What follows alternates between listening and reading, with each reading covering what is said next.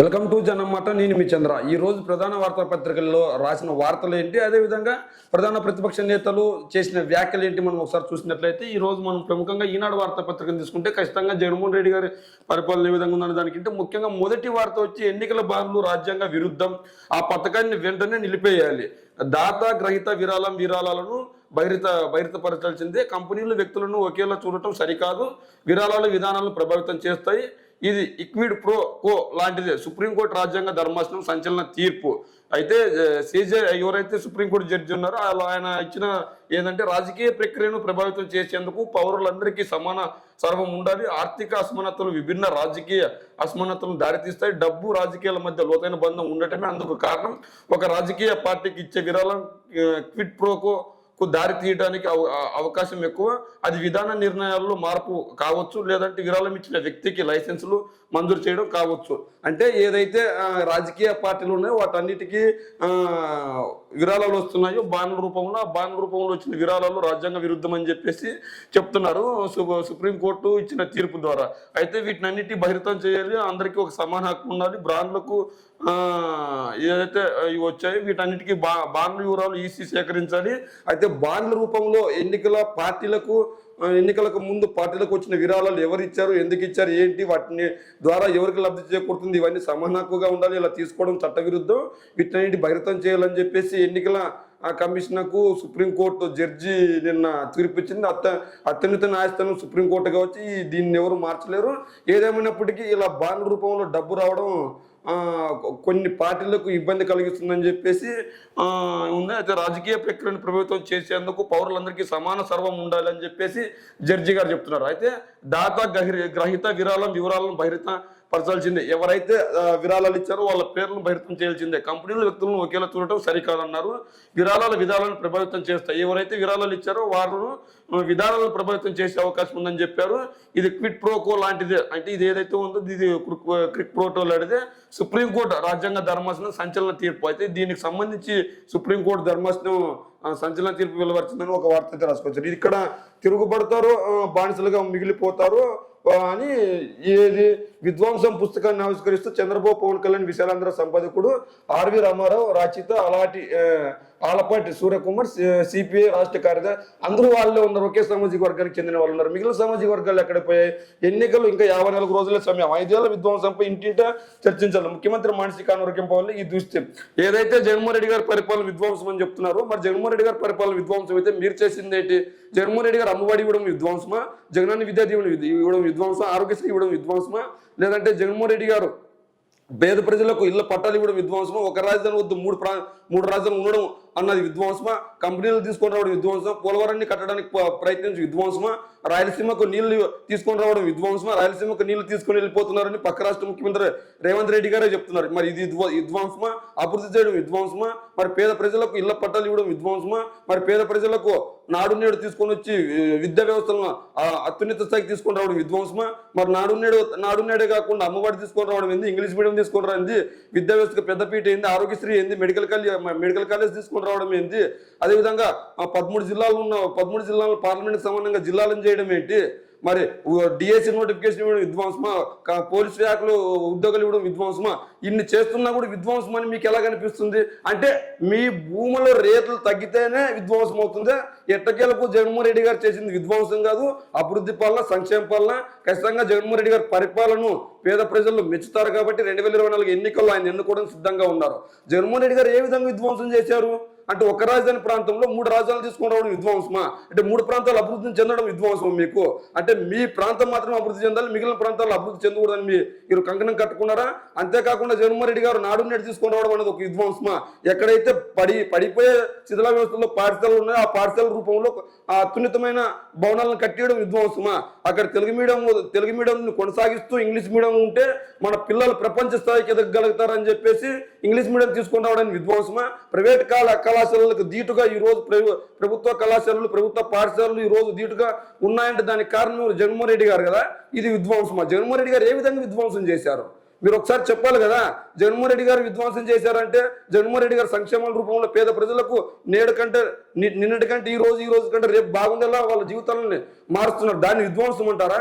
మరి జగన్మోహన్ రెడ్డి గారు కేవలం 5 సంవత్సరాలు మాత్రమే ముఖ్యమంత్రిగా పనిచేశారు. మరి ఇన్ని వేల మంది మనుషులు గెలుచుకోగలిగారు. మీరు ఎందుకు గెలుచుకోలేకపోయారు? కేవలం మీరు మీ కార్యకర్తలు మాత్రమే మీకు ఓటేసే పరిస్థితి, మిగిలిన వాళ్ళు ఎందుకు రాలేకపోతున్నారు? జగన్మోహన్ రెడ్డి గారు నిజంగానే పేదలకు సెంటు స్థలం ఇస్తారంటే మీరు ఎందుకు అడ్డుకున్నారు కోర్టుకు వెళ్ళి? మరి జగన్మోహన్ రెడ్డి గారు ఒక రాజధాని వద్దు 3 రాజధానులు ముద్దని తీసుకొని వస్తే మీరు కోర్టుకు వెళ్ళి ఎందుకు అడ్డుకున్నారు? చేస్తుంది జగన్మోహన్ రెడ్డి గారు కాదు విధ్వంసం. కోర్టులను అడ్డు పెట్టుకొని, చట్టాలలో ఉన్న లొసుగులను అడ్డు పెట్టుకొని మీరు విధ్వంసం సృష్టిస్తున్నారు. రాష్ట్ర ప్రభుత్వాన్ని ఇబ్బంది పెడుతున్నారు. ఒకరే వస్తే ఖచ్చితంగా గెలవలేమని చెప్పి చట్టవిరుద్ధంగా నైతికంగా మీరు పార్టీలు వేరైన అందరూ ముఖముడిగా చేరి మీరు రాష్ట్రాన్ని విధ్వంసం చేస్తున్నారు. ఎలాగైనా జగన్మోహన్ రెడ్డి గారు సమాజ అభివృద్ధి చేస్తున్నారు. ఎలాగైనా మన సామాజిక అభివృద్ధి చెందాలంటే జగన్మోహన్ రెడ్డి గారు దిగిపోయి మనము ముఖ్యమంత్రి కావాలని చెప్పి మీరంతా కుమ్ముకుడిగా చేసి విధ్వంసం సృష్టిస్తున్నారు. ఈ రాష్ట్రంలో ఎవరు విధ్వంసం చేస్తున్నారు, ఎవరు విధ్వంసం చేయట్లేదో ప్రజలు చూస్తున్నారు. బ్రాండ్కు బ్రాండ్ జగన్ జమానాలో పారిశ్రామిక రంగం నాశనం. జగన్మోహన్ రెడ్డి గారు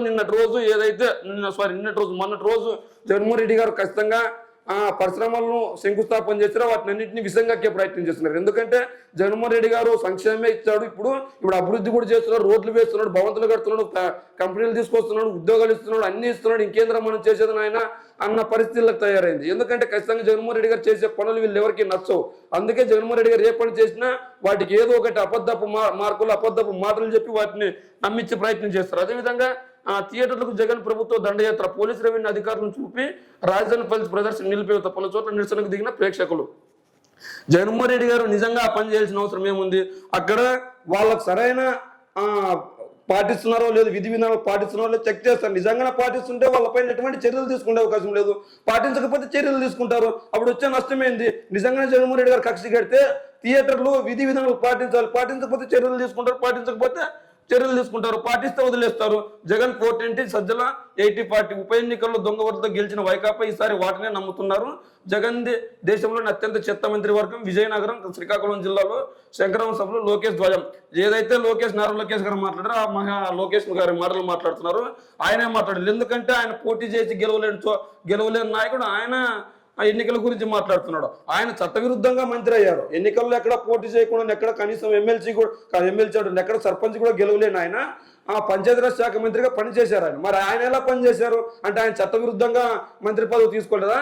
నిజంగా ప్రజాస్వామ్యం పైన గౌరవం ఉంటే ఎన్నికల్లో పోటీ చేసి గెలిచి ఆ తర్వాత మంత్రి పదవైనా, ముఖ్యమంత్రి పదవైనా, వేరే పదవైనా ఏదైనా తీసుకోవాలి. అలా కాకుండా కేవలం పనికి మాలిన మాటలు మాట్లాడుకుంటూ రాజకీయం చేస్తే ఎవరు చూస్తూ ఊరుకుంటారు? వల్లిమాలిన అవినీతి. వైఎస్ హయాంలో గృహ నిర్మాణ ప్రాజెక్టుల్లో దోపిడీ. ఇందు శ్యాంప్రసాద్ రెడ్డికి అడ్డుగోలుగా లబ్ధి. ప్రతిగా వైవి సుబ్బారెడ్డికి గచ్చిబౌలి ప్రాజెక్టులో సగం వాటా. జగన్ కంపెనీలకి 20 కోట్ల ముడుపున ఉన్న సిబిఐ. ఏదైతే జగన్మోహన్ రెడ్డి గారు ఖచ్చితంగా ఎన్నికలకు దగ్గర అయిపోతున్న నేపథ్యంలో ఎలాగైనా జగన్మోహన్ రెడ్డి గారు ఖచ్చితంగా ప్రజాపాలన చేసినారు, అభివృద్ధి పాలన చేశారు. జగన్మోహన్ రెడ్డి గారు పలానా సంక్షేమం ఇవ్వలేదు అని వీళ్ళు చెప్పలేకపోతున్నారు, రాయలేకపోతున్నారు. మరి ఎలా జగన్మోహన్ రెడ్డి గారిని గద్దె దించాలంటే పాత మాటలు ఏవైతే మాటలు చెప్పి మళ్ళా ప్రజలను నమ్మించే ప్రయత్నం అయితే చేస్తున్నారు. వీళ్ళు రెండే పత్రికలు ఈనాడు, ఆంధ్రజ్యోతిని అడ్డు పెట్టుకుని ఎలాగైనా గెలవాలని చూస్తున్నాడు.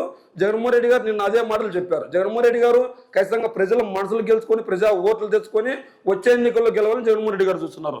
ఇక్కడ చూడు, గుంటూరు జిల్లా పిరంగపురం మండలం రేపుడు నిర్వహించిన సభలో వాలంటీర్లకు పురస్కారం చెక్కు అందిస్తున్న సీఎం జగన్. వాలంటీర్లే నా సైన్యం, పేదవాడి భవిష్యత్తు మార్చేందుకు యుద్ధానికి సిద్ధం కండి, మోసం చేయడానికి చంద్రబాబు పథకాలు అంటున్నారు. వాలంటీర్లకు వందనం కార్యక్రమంలో సీఎం జగన్. ఏదైతే నిన్నటి రోజు సీఎం జగన్మోహన్ రెడ్డి గారు వాలంటీర్లకు వందనం కార్యక్రమం పేరుతో ఎవరైతే సేవ చేస్తారో వాళ్ళకి సన్మానం చేశారు. అదేవిధంగా నా సైన్యం మీరే, ఖచ్చితంగా నా తరపున ప్రచారం చేయాల్సింది కూడా మీరే, ఇంకెవరు రారని చెప్పేసి జగన్మోహన్ రెడ్డి గారు చెప్తున్నారు. అదేవిధంగా ఇది ఈనాడు వార్తాపత్రిక రాసిన వార్తలు. అదేవిధంగా ఆంధ్రజ్యోతి వార్తలు మనం చూసినట్లయితే సేమ్ ఇదే. ఎలక్ట్రానిక్ బ్రాండ్లు రద్దు, సమాచార హక్కు చట్టానికి భావ వ్యక్తీకరణ స్వేచ్ఛకు వాటితో విఘ్నతో. ఏదైతే జగన్మోహన్ నిన్న బాండ్లకు సంబంధించిన ఒక వార్త ట్రెండ్ అవుతుంది. ఆ వార్తకు సంబంధించింది దాదాపు 16,000 కోట్ల బాండ్ ద్వారా పార్టీలకు వచ్చిన విరాళాలకు 9. సింహభాగం బీజేపీకే. గత ఆర్థిక సంవత్సరానికి ఆ పార్టీకి 6,565 కోట్లు దేశంలోని సంపన్న పార్టీ బీజేపీ పార్టీ అని రాసుకొచ్చారు. ఆ బాండ్లు అప్రోచ్ చేసాక అప్పుడే చెప్పాం, కేంద్రం ఇంకనైనా మోసపీడిత ఆలోచనలు మానుకోవాలి, సుప్రీంకోర్టు తీర్పును స్వాగతిస్తున్నాం. కాంగ్రెస్ పార్టీ లంచాలు కమిషన్లకు ఎన్నికలకు బాండ్లు రాహుల్ గాంధీ అన్నారు. తీర్పును కొనియాడిన విపక్షాలు ప్రధాని మోదీ నాయకత్వానికి ప్రత్యామ్నాయం లేదు, అందుకే ప్రతి అంశంపైన విపక్షాలు రాజకీయం చేస్తున్నాయని బీజేపీ అంటుంది. పారదర్శకత కోసమే దాతల భద్రత దృష్ట్యా పేర్లపై గోప్యత, బీజేపీ నేత రవిశంకర్ ప్రసాద్ తీర్పును గౌరవిస్తున్నామని వ్యాఖ్య. అదేవిధంగా ఎలక్ట్రానిక్ బాండ్లు ఏపీ విషయానికి వస్తే దాదాపు 2 పార్టీలు కలిపి 529 కోట్లు వచ్చాయని చెప్పారు. అధికార వైసీపీకి సింహభాగం, ఆ పార్టీ ఖాతాలో 382 కోట్లు వచ్చాయి, ప్రతిపక్ష పార్టీకి 146 కోట్లు వచ్చాయి. అయితే ఇది ఏపీకి సంబంధించింది. ఏపీలో ఉన్న ప్రధాన పార్టీల్లో వైఎస్ఆర్సీపీ ఒకటైతే టీడీపీ రెండోది. ఈ వైఎస్ఆర్సీపీకి 382 కోట్లు, టీడీపీకి 146 కోట్లు వచ్చాయని చెప్పింది.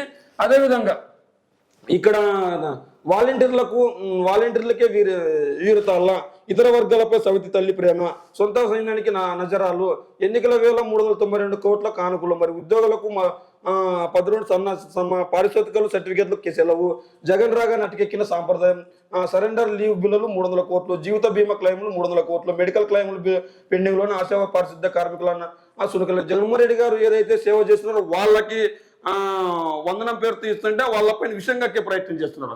ఎందుకు విషయం కక్కే ప్రయత్నం చేస్తున్నారు అంటే ఖచ్చితంగా జగన్మోహన్ రెడ్డి గారి సంక్షేమ పథకాలని ప్రతి గడప వద్దకు చేరవేసింది వాలంటీర్లు.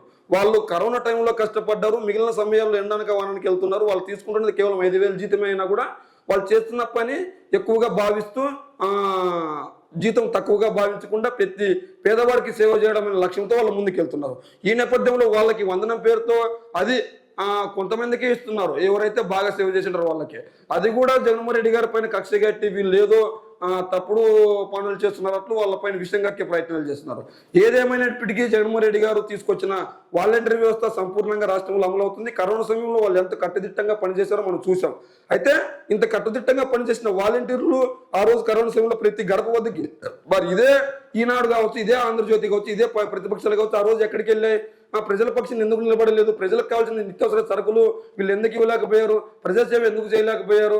మరి వీళ్ళు ఎందుకు ఇలాంటి అబద్ధపు వార్తలు రాస్తున్నారంటే వాలంటీర్లపై విషయం కక్కే ప్రయత్నం అయితే వీళ్ళు వెళ్ళగక్కుతున్నారు. ఎందుకంటే ఖచ్చితంగా వీళ్ళ కనుక సమర్థవంతంగా పనిచేస్తే వచ్చే ఎన్నికల్లో టీడీపీకి డిపాజిట్లు కూడా రావు, కానీ వీళ్ళ భయం అని వైసీపీలు చెప్తున్నారు. వస్తారా చేస్తారా, రాకుంటే గంజాయి కేసులు ఇరికిస్తా నా కొడక అన్నట్లు ఒక వార్త రాశారు. అంటే కో పెట్టేసి సెకండ్ మరి దానికి కొడక అన్నట్లు వార్త రాశారు. మరి కోన్ పెట్టారు కాబట్టి మా వార్త అర్థం ఏంటంటే అందరికీ అర్థమైపోతుంది. సీఎం కార్యక్రమానికి రావాలంటే వాలంటీర్లపై ఒత్తిడి, ఉద్యోగం ముడుతుందంటే వైసీపీ నేతలు బెదిరింపులు, అయినా బస్ ఎక్కిన వారు సగానికి పైనే.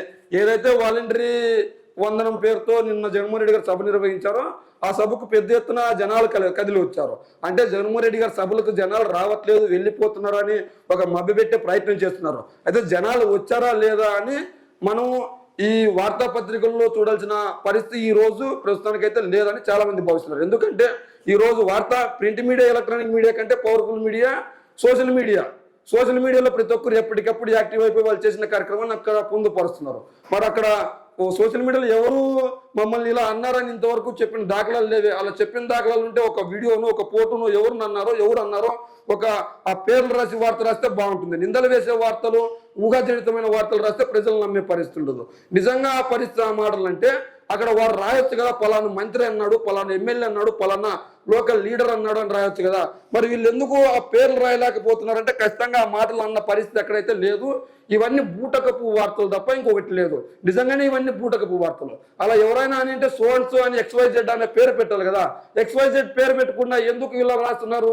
మనం మ్యాథమెటిక్స్ లో కనీసం ఒక పేరు చెప్పే ఉద్దేశం లేకపోతే XYZ అంటాం. అలా కనీసం XYZ అని రాసే దమ్ము ధైర్యం కూడా వీళ్ళకి ఎందుకు లేకపోతుంది? పలానా నియోజకవర్గంలో పలానా ఎమ్మెల్యే ఆదివారంలో పలానా నాయకుడు ఇలా మాట్లాడారు, ఇలా హుకుం జారీ చేశాడు, వాలంటీర్లు రావట్లేదు, ప్రజలు రావట్లేదు అని వీళ్ళు రాయొచ్చు కదా. జగన్మోహన్ రెడ్డి గారిపై ఉన్న ఆధారం చూసి వీళ్ళు విషయం కక్కుతున్నారని మనకు అర్థమవుతుంది. ఏ విధంగా అంటే ఖచ్చితంగా జగన్మోహన్ రెడ్డి గారు పేద ప్రజల మనిషి, ఖచ్చితంగా సామాజిక వర్గాలకి పక్కన పెట్టి అందరికీ చేస్తున్నారు. సొంత చెల్లిపైన అసభ్య జలం పేటీఎం కుక్కలతో జగన్ చేయిస్తున్నారని లోకేష్ మాట్లాడారు. లోకేష్ గారు మాట్లాడుతున్నారు. ఫస్ట్ మీరు చూసుకుంటే బాగుంటుంది. మీరు ఎవరిపైన ఎన్టీఆర్ పైన ఏమన్నారు? సీనియర్ ఎన్టీఆర్ పైన మీ నాన్నగారు చేసిన అగ్గెత్తలన్నీ, హరికృష్ణ పైన మీ నాన్నగారు చేసిన అగ్గెత్తలన్నీ, ఎన్టీఆర్ నందమూరి ఫ్యామిలీ పార్టీ నుంచి మీరు వెన్నపోటు పొడిచి పార్టీ లాక్కుంది మీ నాన్నగారు కదా. జగన్మోహన్ రెడ్డి గారు సొంతంగా పార్టీ పెట్టుకుని ఎన్నికల్లో తిరిగి పార్టీని నిలబెట్టుకోగలిగారు. మరి మీ నాన్నగారు ఎందుకు నిలబెట్టుకోలేకపోతున్నారు అంటే ఖచ్చితంగా మీ మాటలు ఒక తీరు ఉంటాయి, ఇంకో విధంగా ఒక తీరు ఉంటుంది. ఏదైతే జగన్ కుర్చీ గల్లంతే మీ చొక్కాలు మడత పెట్టి మేము కుర్చీలు మడత పెడతాం. నిన్న ఏదైతే జగన్మోహన్ రెడ్డి గారు స్లీవ్లు మడత పెట్టే సమయం వచ్చింది, ఖచ్చితంగా ఎన్నికలకు సన్నిద్ధంగా ఉండన్నారు. దానికి కౌంటర్గా వీళ్ళు కుర్చీ గల్లంతే అని చెప్పేసి మాట్లాడారు. విధ్వంసం పుస్తకాన్ని ఆవిష్కరిస్తున్న చంద్రబాబు పవన్ తదితరులు. ఆ విధ్వంసం పుస్తకాన్ని మీరు ఆవిష్కరిస్తే ఏమొస్తుంది? మీరంతా ఒకే సామాజిక వర్గానికి చెందిన వాళ్ళు, ఒకే పార్టీకి చెందిన వాళ్ళు, పెద్దందరికి పెద్దలన్నీ అంటగట్టాలని ప్రయత్నించేవాళ్ళు. మీరు కాదు మాట్లాడాల్సింది, ప్రజలు మాట్లాడాలి, ప్రజలు దూరం చేయాలి కుర్చీని. మీరు మాట్లాడినంత మాత్రం ప్రజలు నమ్మే పరిస్థితి లేదు. ఖచ్చితంగా ప్రజలకు మంచి చేసింటే జగన్మోహన్ రెడ్డి గారు మళ్ళీ గెలుస్తారు. మంచి చేయకపోతే గెలవనని ఆయనే చెప్తున్నారు. అలా చెప్పే దమ్ము ధైర్యంలో నాయకుడు ఎవరన్నా ఉన్నారా? మీకు మంచి చేసింటేనే నాకు ఓటేయండి, మంచి చేయకపోతే నాకు ఓటేద్దని అంటున్నాడు కదా. అదేవిధంగా గుడ్డి గుర్రాలకు పళ్ళు తొమ్ముతున్నారా? మీ చేతగాని తనానికి మరో 2 ఏళ్ళు ఉమ్మడి కావాలని కేంద్రాన్ని అడుగుతారు షర్మిల. 25న తిరుపతిలో కాంగ్రెస్ మేనిఫెస్టో విడుదల. ముఖ్య అతిథిగా తెలంగాణ సీఎం రేవంత్ రెడ్డి. ఎస్వీ స్టేడియంలో సభ. అనుమతికి దరఖాస్తు. ఇంతకంటే సిగ్గుమాల పని, ఇంతకంటే సిగ్గుచేటు పని ఇంకోటి ఉంటుందా? మన రాయలసీమకు నీళ్లు తీసుకొని వస్తుంటే కేసీఆర్ గారిని మెడల నుంచి తీసుకొని వస్తున్నారు. విషయం కక్కుతున్నారు. రేవంత్ రెడ్డి గారిని చీఫ్ గెస్ట్ గా పిలుస్తున్నారు. ఏ ముఖాన్ని పెట్టుకొని వస్తావు రేవంత్ రెడ్డి చీఫ్ గెస్ట్ గా? ఈ రోజు మా రాయలసీమకు రావాల్సిన నీళ్లు, మా ఆంధ్రాకి రావాల్సిన నీళ్లు తీసుకొని వస్తుంటే నువ్వు వేస్తున్నావు అంటే నీళ్ళన్నీ నువ్వే తీసుకోవాలా? మీ ఊరికే చేతులు కట్టుకొని చూస్తూ ఊరుకోవాలా? జగన్మోహన్ రెడ్డి గారి ప్రభుత్వంలో నువ్వు నీళ్ళ ఆపాలని ప్రయత్నం చేస్తే ఖచ్చితంగా మీ మెడలు వంచి మేము నీళ్లు తెచ్చుకునే సిద్ధంగా ఉంటాం. నువ్వు ఏపీలోకి ఎలా వస్తావో చూస్తాం. నువ్వు నిజంగానే రాయలసీమకు అన్యాయం చేసే విధంగా ఏపీలోకి వచ్చి మాట్లాడితే ఏపీ దాటిపోయే పరిస్థితి నీకు ఉండదు. రాయలసీమ ప్రజలకు రాయలసీమ కావాల్సిన నీళ్లను మేము, మా వాటాల్లో కావాల్సిన నీళ్లను మేము తీసుకుంటుంటే మీరు విషయం కక్కుతున్నారు. మరి ఈరోజు ఉద్యమకారులు ఎక్కడ వెళ్ళారు? రేవంత్ రెడ్డి మన రాయలసీమపై ఎలా విషయం కక్కడో అసెంబ్లీ సమావేశాలుగా మనం అందరూ చూసాం. మరి ఇదేమన్నా న్యాయమేనా? అలాంటి వ్యక్తిని మళ్ళీ ఆంధ్రాకు తీసుకొని మీకున్న షర్మిల గారు సిగ్గు. రాయలసీమపై విషయం కక్కుతున్నాడు, ఆంధ్రపై విషయం కక్కుతున్న నేత ఎవరైనా ఉన్నారంటే ఈ దేశంలో ఇప్పుడు ప్రస్తుతానికి రేవంత్ రెడ్డి. అలాంటి వ్యక్తిని తీసుకొని వచ్చి రాష్ట్రానికి మేనిఫెస్టోను ఇంకోటో అని చెప్తున్నారు. ఖచ్చితంగా మీ మేనిఫెస్టో అన్న పరిస్థితి ఉందా? మన రాష్ట్రాన్ని అడ్డుకోవడానికి విడిదించింది కాంగ్రెస్ పార్టీ. విభజన హామీల్లో ప్రత్యేక హోదా హక్కుగా ఇచ్చింటే ఈ రోజు ఈ పరిస్థితి ఎందుకు వచ్చేది? పోలవరాన్ని పూర్తి చేస్తామని ఆ రోజు హక్కు ఇచ్చింటే ఈ రోజు ఈ పరిస్థితి ఎందుకు వచ్చేది? కాంగ్రెస్ పార్టీ నువ్వు కాదు కదా, ఎవరు వచ్చినా కూడా కాంగ్రెస్ పార్టీ రాష్ట్రంలో బతికే అవకాశం అయితే సభా హక్కులకు దిక్కులేదు. గనుల శాఖ వెంకటరెడ్డి తీరిది. శాఖ ఉన్నతాధికారులపై నోటీసుపై సరిగ్గా స్పందించలేదని ఆగ్రహం అధికారుల అన్నట్టు హుకుం ఏదైతే వీళ్ళు రాస్తారు. ఇగో అమ్మో ఎమ్మెల్యే ఒక వార్త, ఏదైతే బూటకపు వార్త ఒక వార్త రాసుకుని వస్తారో ఆ వార్తకు సంబంధించి ఒక వార్త చూద్దాం మనం. ఏ విధంగా వార్త రాశారు, ఏంటి ఆ వార్త అంటే ఖచ్చితంగా ఊరు పేరు లేకుండా ఎమ్మెల్యే అంటూ గాలి వార్త అయితే ఒకటి రాసింటారు. ఆ గాలి వార్త ఏందని మనం ఒకసారి చూసినట్లయితే ఖచ్చితంగా దాంట్లో ఖచ్చితంగా ఎమ్మెల్యే పేరు అయితే 100కి 100% ఎమ్మెల్యే పేరు ఉండదు. కనీసం నియోజకవర్గం పేరైనా రాసినారో చూద్దాం మనం. ఏ విధంగా వార్త రాశారు, ఏం కథ, ఇది ఎక్కడికి వెళ్ళి చూద్దాం. ఒక వచ్చింది, ఇగో సొంత పార్టీ వారిని నాశనం చేయకుండా వదలరు. ఆ ఉత్తరాంధ్ర నియోజకవర్గంలో కుటుంబ పాలన, రియల్ ఎస్టేట్లు పోతకపోయిన ఫ్యామిలీ, ఎక్కడికెక్కడ సెటిల్మెంట్లు ఆయన దగ్గరికి, రెవెన్యూలో తనకంటూ సొంత ఉద్యోగ వర్గం, వ్యాపారులకు అడ్డొచ్చే వారిపైన పురమాయింపు, తన అడ్డాలో వెంచర్ వేశారని ఎమ్మెల్సీకి చుక్కలు, ఎంపీపీ తహసీల్దార్ గొడవలు అధికారికి వత్తాసు, యంత్రాంగాన్ని డమ్మి చేసిన పవర్ తన గుప్పట్లో. ఎమ్మెల్యే నియోజకవర్గంలో ఓ ఎమ్మెల్సీ భారీ రియల్ ఎస్టేట్ వెంచర్ ప్రారంభించారు. అయితే అక్కడ ఎమ్మెల్యే కుటుంబ సభ్యులకు రియల్ ఎస్టేట్ వ్యాపారాలు ఉన్నాయి. ఆ ఎమ్మెల్సీ రాజుగారు పైగా సొంత పార్టీ నేత అయినా తన వ్యాపారానికి ఎవరు ఎసురు పెట్టినా రాజుగారిని వదిలిపెట్టలేదు. అస్మద్దులు అయినా తహసీల్దార్ అయినా రెవెన్యూ సిబ్బందిని ఎమ్మెల్యే ఉసిగొల్పారు. వారు వెంచర్లోకి ప్రవేశించి అందులో ప్రభుత్వ భూమి ఉన్నట్టు తేల్చేసి బోర్డులు పాతారు. దీనిపై రాజుగారు తొలుత ఆగ్రహించారు, బాగుటంగా సవాళ్లు చేశారు. కానీ చివరకు సర్దుకుపోయారు. ఏదైతే ఎమ్మెల్సీ గారు ఖచ్చితంగా ప్రభుత్వ భూమిని ఆక్రమించుకున్నారని వీళ్ళు చెప్పారో ఆ ప్రభుత్వ భూమి ఆక్రమించుకున్నారు కాబట్టి సొంత వర్గాన్ని కూడా వదలకుండా అక్కడ చర్యలు తీసుకుంటున్నారు. మరి ఈ కోణంలో ఎందుకు చూడట్లేదు? ఖచ్చితంగా ఎవరు అవినీతి చేసినా అవినీతి అని చెప్తున్నారు. కానీ ఆ ఎమ్మెల్సీ పేరు రాయాలా, ఆ ఎమ్మెల్యే పేరు రాయాలా, ఆ ఎమ్మెల్యే పేరు రాయలేదు, కనీసం ఆ ఎమ్మెల్సీ పేరు రాయలేదు. ఏదేమైనప్పటికీ ఈ వార్తాపత్రికల్లో వార్తలను ప్రజలు నమ్మే పరిస్థితుందా లేదా అన్నది మీ కామెంట్ రూపంలో తెలియజేయండి. అంతేకాకుండా ప్రజలు ఈరోజు electronic media, print media, social మీడియాను చూసి ఓట్లు వేసే పరిస్థితి లేదని నేనైతే బలంగా నమ్ముతాను.